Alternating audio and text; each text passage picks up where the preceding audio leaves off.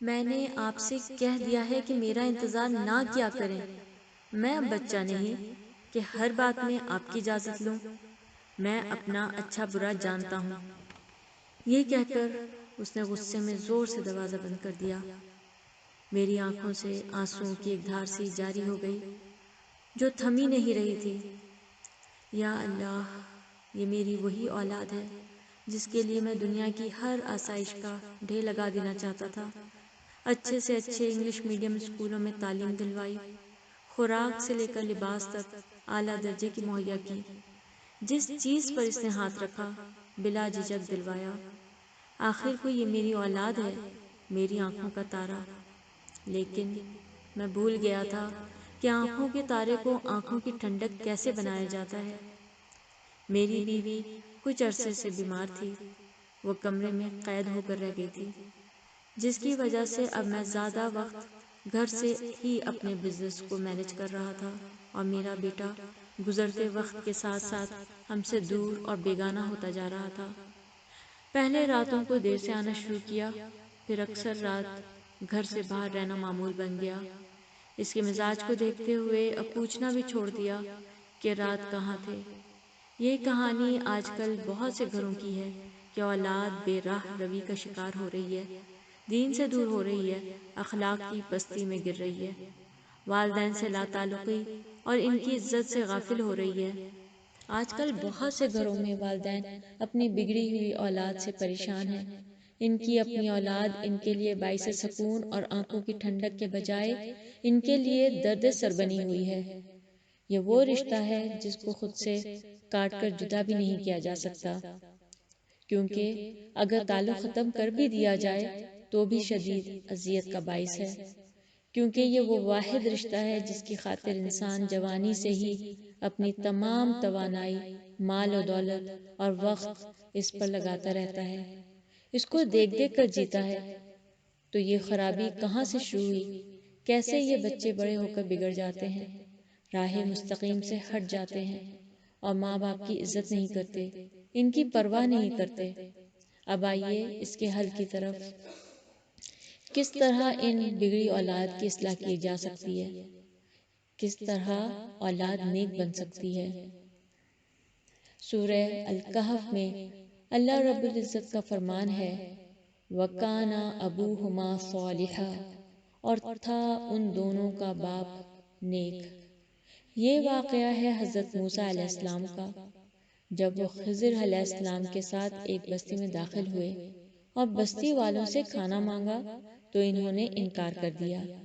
آگے جا کر اسی بستی میں ایک گرتی دیوار کو دیکھ کر حضرت خضر علیہ السلام نے اس کی تعمیر کر کے ٹھیک کر دیا، جس پر حضرت موسیٰ علیہ السلام کو بہت تعجب ہوا کہ بغیر کسی اجرت کے اس بستی کی ایک گرتی دیوار آپ نے ٹھیک کر دی، جبکہ اس بستی والوں نے ہمیں کھانا دینے سے بھی انکار کر دیا تھا۔ حضرت خضر نے جواب دیا کہ اس دیوار کے نیچے ایک نیک شخص نے اپنے 2 لڑکوں کے لیے خزانہ چھپا رکھا تھا تاکہ وہ بڑے ہو کر یہ خزانہ نکال لیں۔ اب یہ دیوار گر رہی تھی تو ڈر تھا کہ وہ خزانہ کسی پر ظاہر نہ ہو جائے اور کوئی دوسرا نہ نکال لے، تو اللہ کے حکم سے اس کی دوبارہ تعمیر کرتی گئی اور اس کو محفوظ کر دیا گیا بچوں کے بڑے ہونے تک۔ اور یہ سب اس لیے کیا کہ ان دونوں بچوں کا باپ نیک تھا۔ سبحان اللہ! جب اللہ رب العزت نے ایک نیک شخص کے نیک اعمال کی وجہ سے اس کی اولاد کے خزانے کو محفوظ رکھا تو انسان کا سب سے بڑا خزانہ تو اس کا دین و ایمان ہے۔